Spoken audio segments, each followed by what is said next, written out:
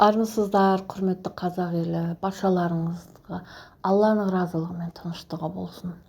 Осы ораза кезінде ұстаздарымызды тыңдамау ол мүмкін емес. Не бір керемет ұстаздар бар. Солардың дәрістерін тыңдап, сондай бір күшті әсер аласын, энергия аласын, қуат аласын. Сонымен қатар бір кей жерлерінде қапада болып қаласын, бір түрлі бір жүрегің сыздайды. Кеше ғана бірге қол ұстасып жүрген замандастарымыз, бірге шай ішіп жүрген замандастарымыз бүгінде бізге қалайша бөтен болып қалды деп жаңағы көңілін құлазиды. Кез келген ұстаз бүгінгі таңда тәңіршілер, олар тәңірсіздер деп әйтеуір бір жерде айтып кетіп отырады. Сол жүрегімді жаралайды, шынымды айтсам. Сосын есіме түседі. Құранды оқыдық қой, бәріміз Құранды оқыдық. Сол Құранда жазылған аят бар. Ғылым іздеу әрбір адамға парыз деп. Егер ғылым іздеу әрбір адамға парыз болса, демек осы өмір сүріп жүрген әрбір адам ойлану керек. Неге мынандай жағдай болып кетті деп. Енді басқалардың атымен боса да сөйлей алмайсың ғой. Біреу тәңіршімін деп қатып қалған, біреу мұсылманмын деп жабысып қалған. Бір-біріне жаңағы сәлем де бермейді ау. Бір-бірін жаңағы көрсе. Сондай бір жағдай болып тұр қазір. Ал енді соны көріп отырып, енді ойланасыз ғой, зерттеп, өзіңше түсініп алғың келеді. Оны түсініп алу керек бізге. Өйткені біз өмір сүру салтымызды анықтап алмай, яғни идеология дейді ғой. Қазір идеология деген жоқ. Баяғыда ол болатын, қазір жоқ. Ол жоқ болса, демек біздің көзқарасымыз өмірге деген бәрі былығып кеткен. Біз түсінбейміз. Бір-бірімізді түсінбейміз. Ал енді жарайды, мейлі, қош, тәңірліктің керегі жоқ. Таза мұсылман болып жүре берейінші десең, ол да болмайды.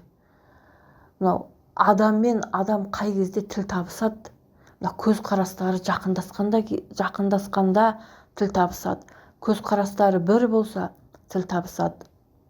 Ал енді көзқарастары алшақтап жатса, тіптім алшақтап жатса, олар әрине бір-біріне дұшпан болып кетеді. Өзіміздің балаларымызға не деп айтамыз? Ана тәңіршінің қызын алмайсың, ана мұсылманның үйіне бармайсың деп бүйте берсек, егер біз арамызды бұлай жақындастырып, түсінісіп алмасақ, бұл жағдайдың бәрі шиеленісіп кетуі әбден мүмкін. Сол себептен қазбалап менің түсінгенім мынау болды. Өткенде де біраз ойымды айтқанмын. Бұл енді соның жалғасы болсын. Көшпенді ата-бабаларымыз тәңірлік сенім нанымда болған. Өйткені табиғатпенен бірігіп өмір сүрген. Табиғатсыз өмір сүре алмаған ғой. Өйткені өмір сүру салты, яғни образ жизни дейміз ғой, сондай болған. Мысалы үшін, оны енді көз жеткізем деген адам оп-оңай көз жеткізеді. Мектепте халық ауыз әдебиеті деген болған. Естеріңізге түсіріңіздер. Халық ауыз әдебиетін құрайтын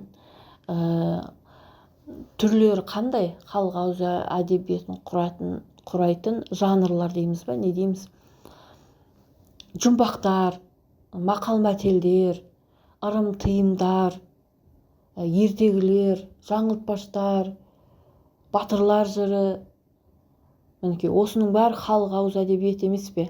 Ауыздан ауызға, атадан бабаға бұлай ауызша жеткен. Атадан балаға ауызша жеткен.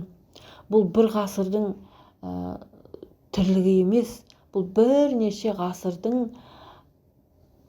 өмір сүру салты осындай болғандықтан ата бабаларымыз зерттеулер жүргізген ғой. Зерттеулер жүргізген. Табиғатқа қарап.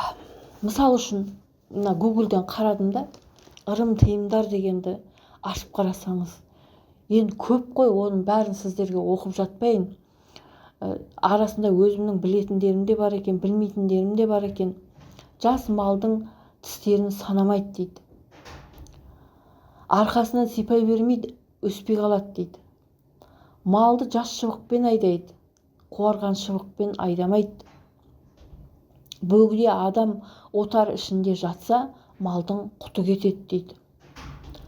Малдың жанында отырып, тізеге салып ағаш сындыруға болмайды. Малдың аяғы сынады. Балтамен немесе аяқпен басып сындырады дейді. Түнде мал санамайды және ешкімге мал бермейді. Малдың құты қашады. Түйені таяқпен ұрмайды, құты қашады. Мал қорада дәрет сындырса, малдың желіні іседі, сүті қайтады. Малдың сүйегін отқа салса, байлаулы тұрған малдың сүйегі сырқырайды. Жылқы малы шошымалы болады. Малға кет деп зекімейді, теппейді, ұрмайды. Міне осы сияқты айта бер, оқи берсең көп. Енді ойланып қарасаңызшы, бұл бір адамның зерттеуі емес қой. Бұл бүкіл сол көшпенді салтымен өмір сүрген ата-бабамыздың қалдырған бізге асыл мұрасы, баға жетпес зерттеулері ғой бұл. Осындай тәңірлік сенім нанымды біз қазақ болып жүріп, қалай сен ысырып қоясың? Енді ақсарбасшылар тобы мені өз топтарынан шығарып жіберді ғой. Өйткені мен айттым онда, мен тәңірлік сенім нанымдағы мұсылманмын дедім. Сөйтіп едім, бұл далбаса деді ғой. Бұл далбаса, бұның жарамайды. Бұл деген не деді? Бір сөз айтты. Жарайды дедім мен. Далбаса болса, далбаса бола қойсын. Бірақ мен өзіме бұл өте жүрегіме жақын болып тұр. Тәңіршілік көзқарастағы мұсылманмын. Екеуі де маған жат емес.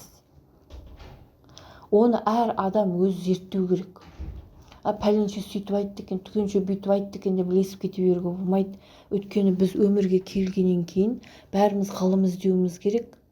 Ғылым іздеу әрбірімізге парыз, Құранда айтылғандай. Сол себептен әр адам өз жүрегін өзі ашу керек. Оқыңыз, зерттеңіз, ойланыңыз, сөйтіп жүрегіңізді тыңдаңызшы. Жүрегіңіз не дейді? Не дейді жүрегіңіз? Ал менің жүрегім тәңіршілдік сенім нанымды, мұсылманшылдықты бірге ұстап тұр. Осы екеуінен айырылма деп тұр. Міне, менің жүрегім сөйтіп айтып тұр. Сіздің жүрегіңіз не деп тұр? Оны сіз өзіңіз зерттеп бақыласаңыз ғана дұрыс нәрсеге көзіңіз жетеді. Ал егер біз әркімді тыңдаймыз ғой, әрине. Біз қуат алмасу үшін бір-бірімізді тыңдауымыз керек. Тыңдамасақ болмайды. Ал тыңдағаннан кейін сіздің өзіңіздің көзқарасыңыз қалыптасу керек. Ал өзіңіздің көзқарасыңыз қалыптасу үшін сіз өзіңіздің жүрегіңізді ашуыңыз керек. Ал жүрегіңіз қай кезде ашылады? Мынау шындық қой, мынау мен білетін шындық, әсті мынау шындық деп бойыңыздағы мен білем осы шындық деп айтқан жобаңызды, болжауыңызды айтып отырсаңыз, сонда сіздің жүрегіңіз ашылады. Әйтпесе сіздің жүрегіңіз ашылмайды. Сондай деп жүретінмін мен баяғыда. Өйткені менің әлі көзім жеткен жоқ қой. Менде білім аз болды. Көкірегіме түйгенім аз болды. Осы жүректі қалай тыңдайды осы жұрттар? Жүрек тыңдау деген не деп жүрдім? Кешегі күнге дейін. Әркім аузына қарап. Сөйтсем менде білім де жоқ екен, жинаған ілімім де жоқ екен. Сондай екен. Сосын әр адамның жаңағы пікіріне сен құдайдай қарайсың, аузыңды ашып. Сосын ол адамнан таяқ жегеннен кейін барып ойланасың ғой, ойбай, мен мынаны пір тұтып жүрсем, мынау қандай болып кетті өзі деп. Бұл жерде менің түсінгенім, ешкімді пір тұтпаңыз. Ешкімді былай артық мынандай бағалап та жібермеңіз, ешкімні былай кемсітіп те жібермеңіз, өзіңізбен тең ұстаңыз. Мен осыны бір жерден оқыдым, бірақ сол кезде мен келіспедім. Ойбай, өзіңмен тең ұста дей ма? Ол жоғары болып тұрса, сен онымен қалай теңеліп тұрасың деп түсінбейтін. Сөйтсем, мұның мәні тереңде жатыр екен. Сол кезде менің ақылым жетпеген екен. Әрине, бір үлкен ұстазды, білімді адамды көрсең, мен де сондаймын демейсің ғой. Сондай болуға талпын дейді.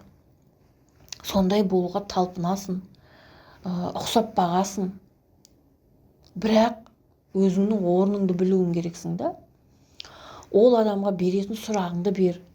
Ол адамға айтатын, жүрекке келіп тұрған өзіңнің білетін шындығыңды айт. Егер сен жасқансаң, яғни қорқақтасаң, өзің жүрегіңе келіп тұрған шындықты айта алмасаң, онда біздің жүрегіміз ашылмайды екен. Ал енді шындықты айтудың жай осылай деп бұзықтыққа салынып кетпеу керек. Ол шындықты айту деген, өзіңнің білетін шындығыңды айту деген ол бір бөлек сөз. Ал бұзықтық деген ол сәпсін бөлек нәрсе ғой, екеуі екі нәрсе.